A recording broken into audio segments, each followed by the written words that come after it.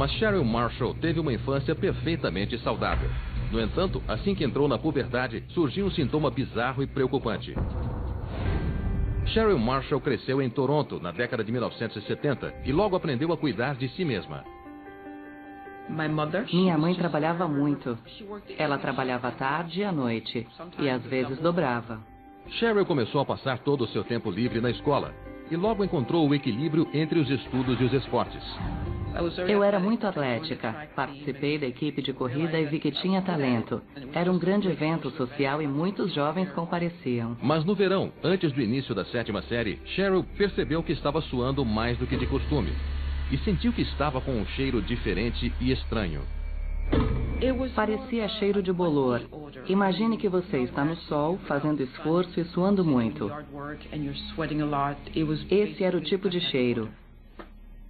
Na época pensei que fosse coisa da puberdade.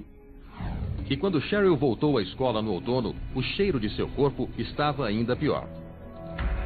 De repente, colegas que antes eram seus amigos passaram a tratá-la diferente. Antes eu praticava todos os esportes e era sempre escolhida primeiro para os times.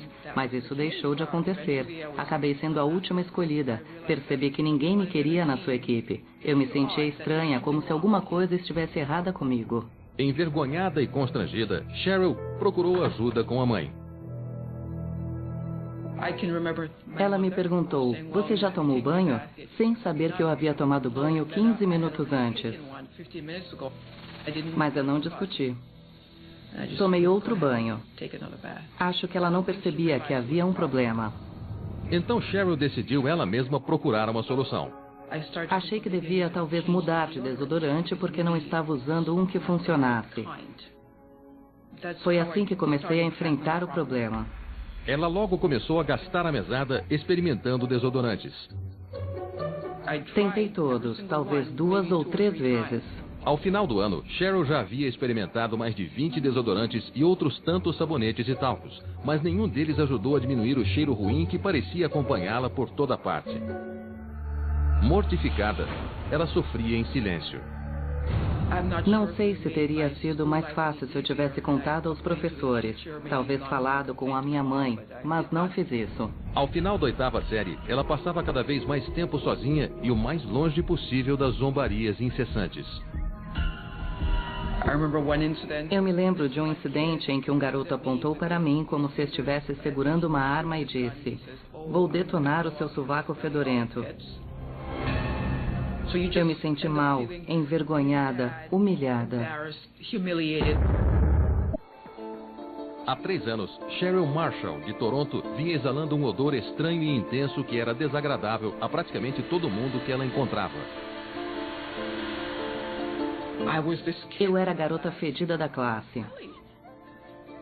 Para os outros era apenas uma piada. Não são lembranças felizes. Talvez se eu tivesse procurado minha mãe, ela tivesse falado com alguém e como mãe talvez obtivesse outras respostas.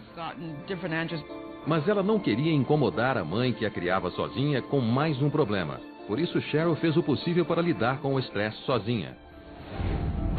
Quando cheguei ao ensino médio, eu já estava tendo mini ataques de ansiedade antes da aula. Eu entrava na classe e literalmente não me mexia. Eu não me levantava nem para apontar o lápis. Ela estava tomando 4 banhos por dia, mas aparentemente nada funcionava. Já desesperada, Cheryl finalmente reuniu coragem para procurar a ajuda de um médico. Eu disse a ele, acho que tenho um problema porque sinto meu cheiro mesmo quando não estou me exercitando demais. Aparentemente ele entendeu e disse que eu tinha hiperidrose. A hiperidrose é uma doença que muitas vezes surge na adolescência. O paciente transpira excessivamente, seja qual for a temperatura ou o nível de esforço. Embora não haja cura conhecida, há tratamento.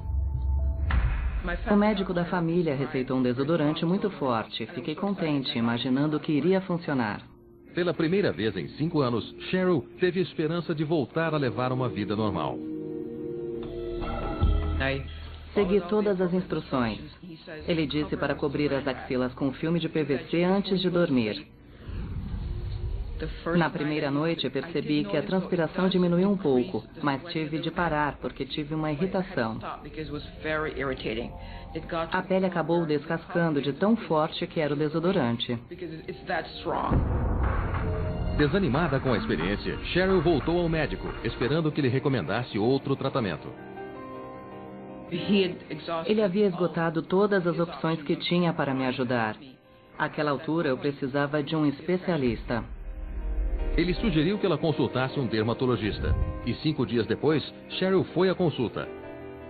A médica disse que ela de fato tinha hiperidrose e que 2 pílulas dariam imediatamente um fim ao cheiro terrível. Ela me deu uma receita, mas eu não iria simplesmente aviar uma receita e começar a tomar a pílula. Fui ao farmacêutico com a receita e ele me deu um livro de referência para que eu consultasse. A médica havia receitado um antipsicótico, achando que eu estava louca.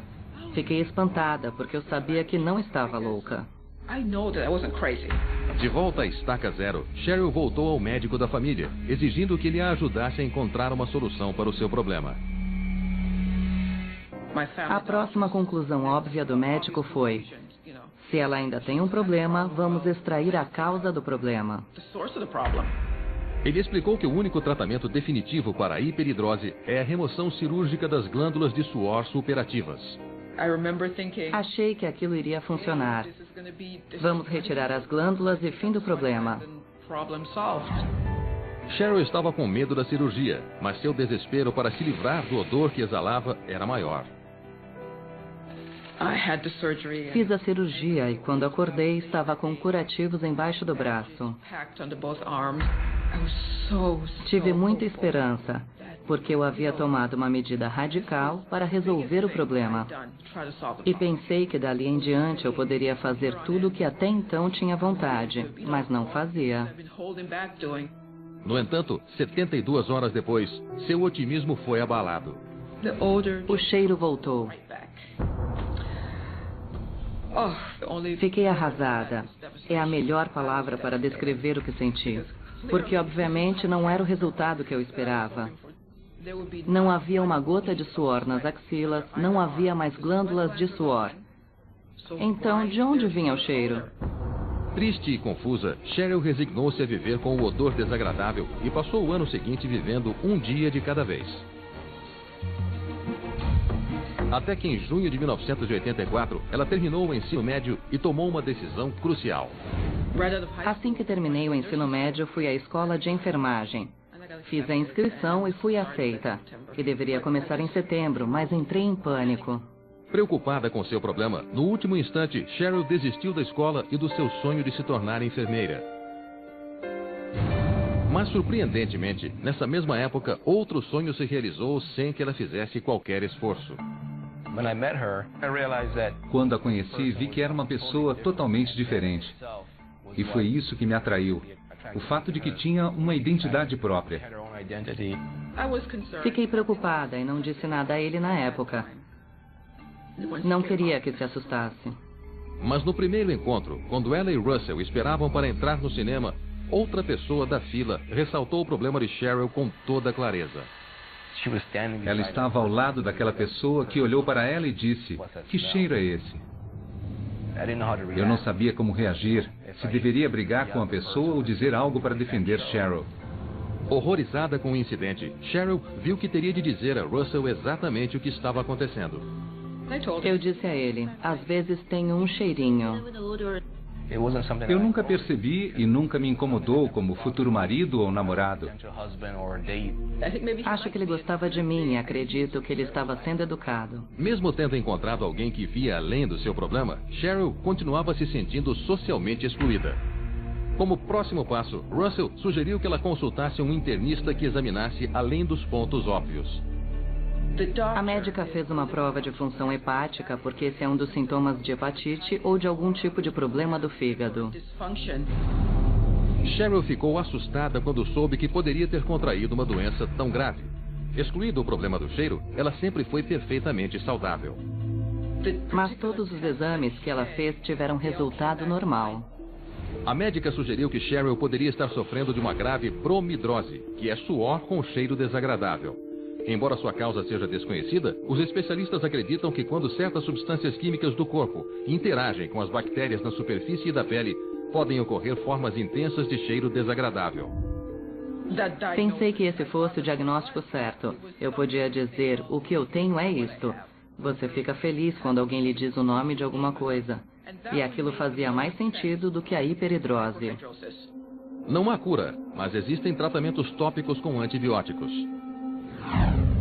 De posse de um diagnóstico, Cheryl sentiu-se confiante o suficiente para aceitar o pedido de casamento de Russell naquela primavera. E logo depois da cerimônia, em 1988, ela se sentiu pronta para viver o sonho adiado há tanto tempo, a escola de enfermagem. Eu decidi e disse ao Russell, vou fazer isto. Foi difícil.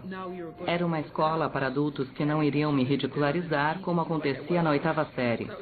Mesmo assim, tive que criar coragem todos os dias para ir à aula.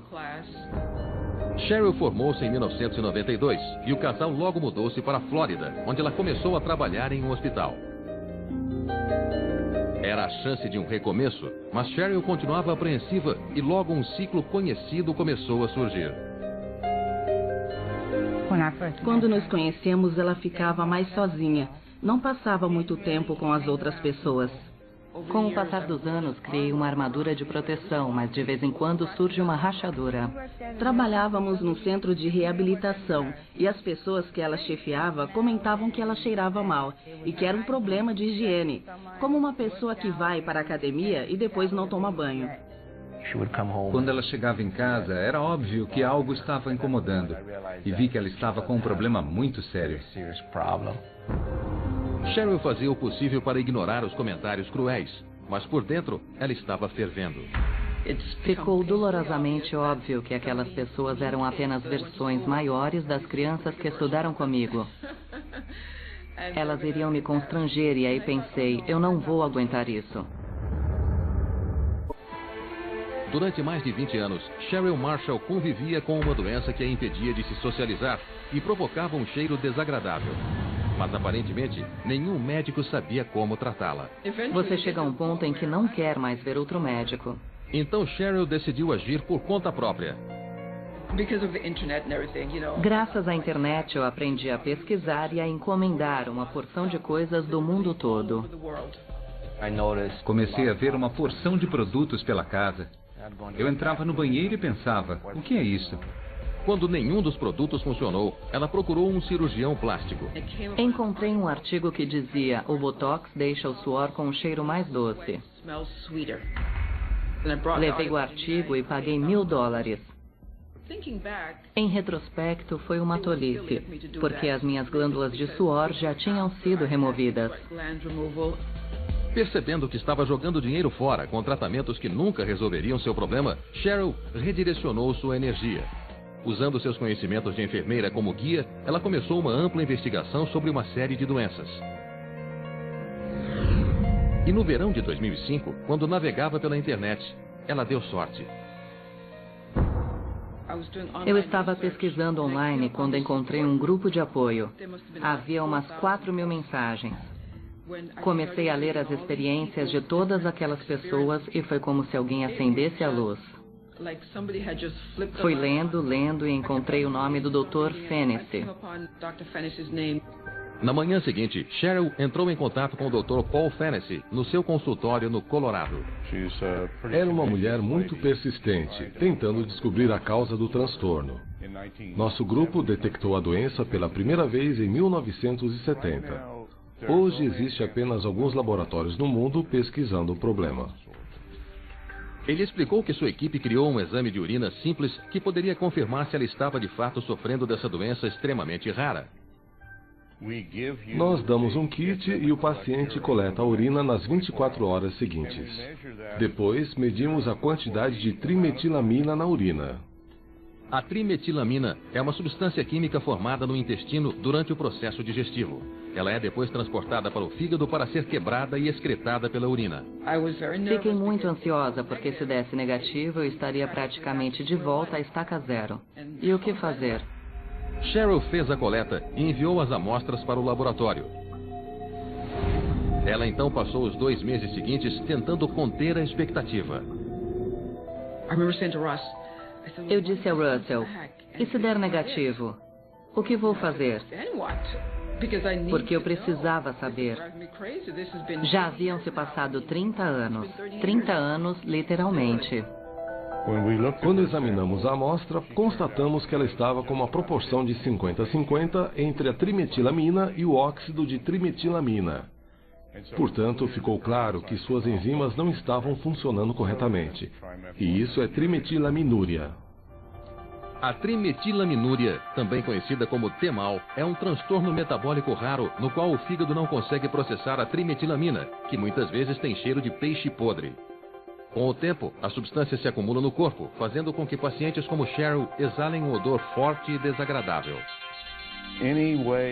O odor sai de qualquer forma que puder. Imagine o quanto a amônia é volátil e pungente. A trimetilamina é como a amônia. Ela percorre o corpo e sai por todos os poros. E as pessoas que estão em volta logo percebem que há algo estranho e muitas vezes desagradável. Os sintomas podem ocorrer esporadicamente, e enquanto algumas pessoas associam o odor ao cheiro de peixe, outras não. Cada pessoa tem uma interpretação nasal ligeiramente diferente da dos outros. Eu não sinto o cheiro de peixe. O cheiro me faz chorar como quando se corta cebola. Quando soube o que havia de errado comigo, me senti aliviada por todos aqueles anos sem saber, mal diagnosticada e conduzida por caminhos errados. Fiquei feliz de saber qual era o problema. E apesar de aliviada porque o diagnóstico não traz qualquer risco para a sua saúde, ela continua lutando com os efeitos colaterais psicológicos do transtorno. Não me surpreende que o estigma social e a depressão tenham um papel tão importante nesse transtorno. E, além disso, a frustração de não saber a causa é até pior porque alguém diz, você fede, mas você não sabe dizer por quê. E esse é um peso terrível para se carregar. O sentimento de humilhação e vergonha que afeta muitos pacientes de T-mal é bem conhecido de Cheryl. Mas para ela, é ainda mais difícil entender por que tantos médicos não conseguiram resolver o seu caso. Depois de conversar com outras pessoas com esse transtorno, vi que passaram pelo mesmo problema que eu. Os médicos fizeram o possível com o que tinham nas mãos. O primeiro livro que vi descrevendo a trimetilaminúria saiu em 2006 ou 2007. Foi a primeira vez que se incluiu a doença na literatura acadêmica da medicina. O diagnóstico teve seu lado triste. Não existe cura ou tratamento para T-mal. Mas o Dr. Fennessy garantiu a Cheryl que seria possível levar uma vida relativamente normal, ajustando sua dieta. Esta doença depende das coisas que se come e das coisas que se come muito. Um dos principais alimentos não recomendados é o ovo. Se comer apenas ovos no café da manhã, almoço e jantar, você vai cheirar muito mal. Outros alimentos ricos em trimetilamina incluem legumes, carne e laticínios. O Dr. Fennessy acredita que a doença pode ser desencadeada pela dieta e suspeita que o primeiro episódio, há 30 anos, foi induzido pelo que ela estava comendo na época.